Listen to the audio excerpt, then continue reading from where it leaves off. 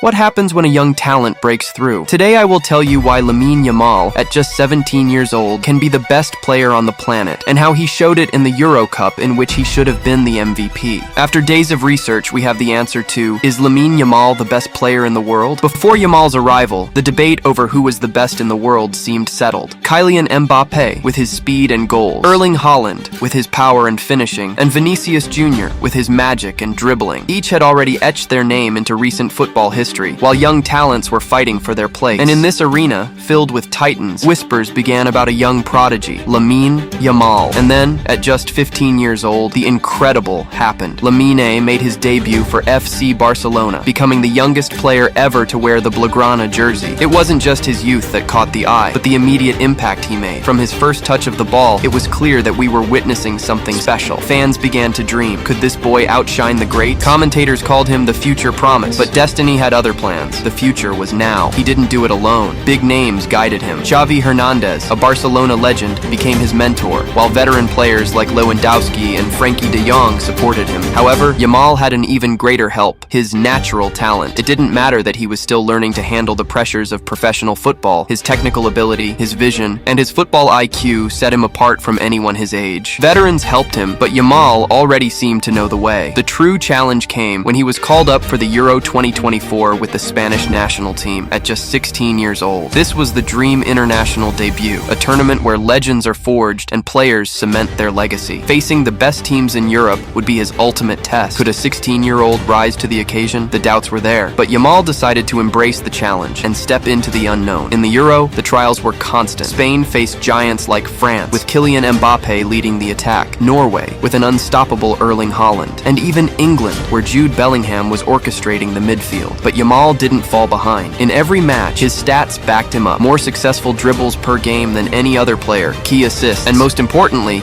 a capacity to change the course of matches in decisive moments. In facing these challenges, Yamal adopted an approach that surprised everyone. He didn't try to be the solo hero, seeking to score in every play. Instead, he became the brain behind Spain's game. With his vision, he helped break down defenses and fed his teammates with pinpoint passes. Instead of directly confronting the more experienced players, he exploited bases and made the team play to his rhythm. His strategy was one of a veteran, but with the freshness of a young star just discovering his potential. Then came the most critical moment, the Euro semi-final. Spain faced France, and all eyes were on the Yamal versus Mbappé duel. France scored first, and the match seemed to be slipping away from Spain. With only 20 minutes left on the clock, everyone expected the veterans to take charge, but it was Yamal who grabbed the ball, dribbled past 3 defenders, and calmly assisted the equalizer. Then, in extra time, he scored the winning goal, outmaneuvering the French defense and writing his name in history. The treasure was his for the taking. With that goal, Yamal not only took Spain to the final, but also earned the absolute respect of the football world. From that moment on,